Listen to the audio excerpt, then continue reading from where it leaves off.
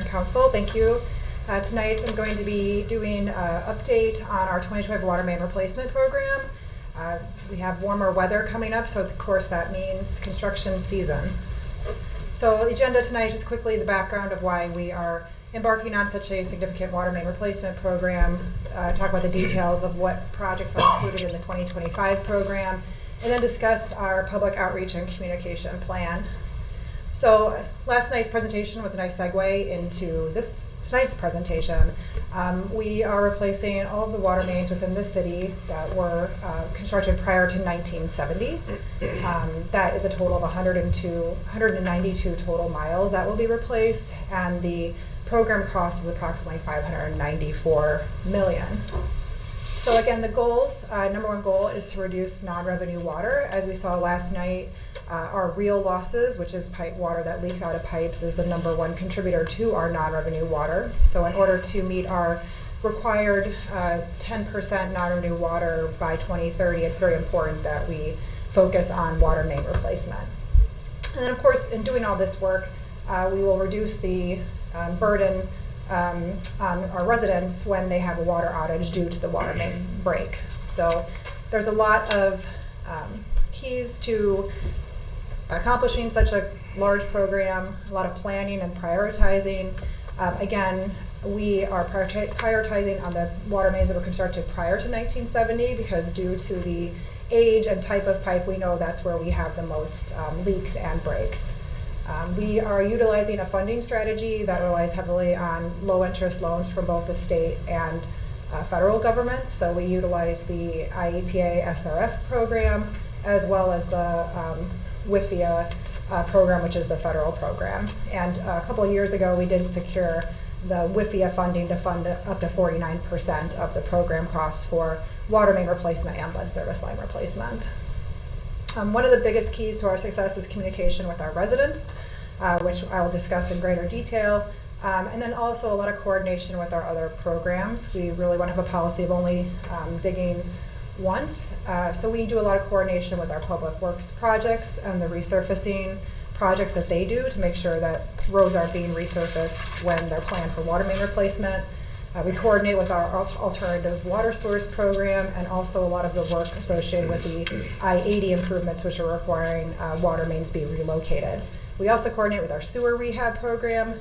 That was an item on the agenda also tonight for we evaluate sewers in the areas where we do the water main replacement, again, to make sure that we don't have to come back and dig in the same area twice.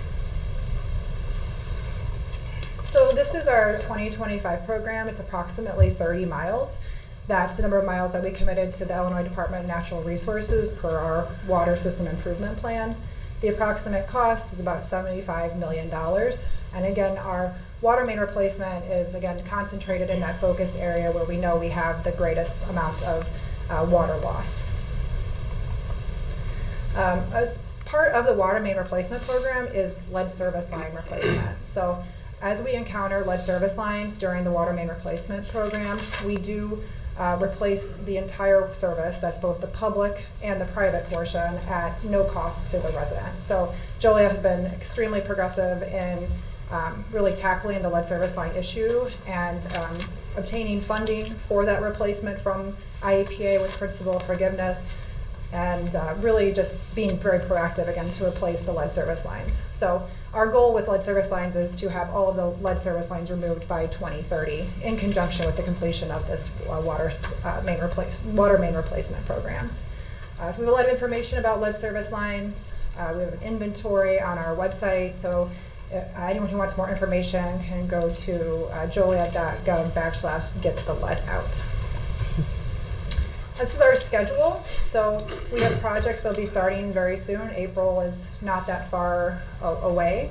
And again, these are all coordinated based on, we stagger these so we can get the best contractor pricing, and also to make sure that we're staggering our staff that oversees the projects.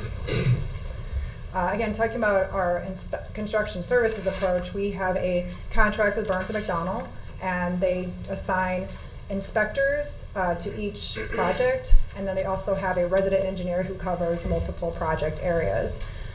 Those resident engineers are all overseen by a project manager. So we do have boots on the ground representing the city at every project site who can make sure that the project is being completed correctly. So we're getting into communications. The website is the #1 source for information for anyone who has a question about the project. So we have an interactive map where you can go onto the website, click on the project area, and it'll bring up information such as the contractor's name, a start date, and we also provide weekly updates.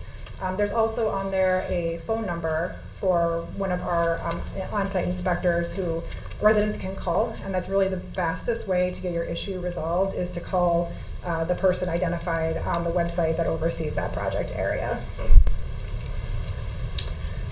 We also communicate with the residents by sending out letters.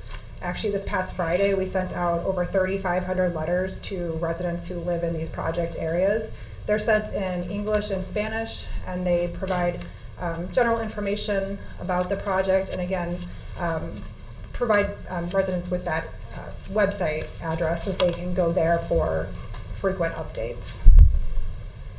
We're also hosting an open house. We've done this on an annual basis for the past few years.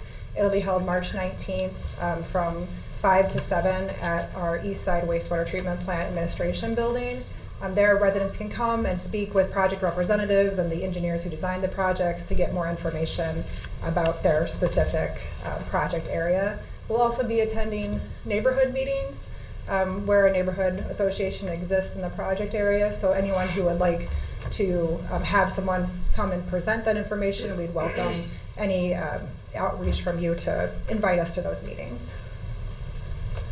We also use social media and Everbridge, so periodically throughout the construction season, we'll just send reminders out about going to the website. That's, again, we really try and push everyone to the website to get information about the project, about the projects, and we also utilize Everbridge also. So residents who are not signed up for Everbridge, who live in these areas should do that so that we can make sure that you're getting alerts as they come up.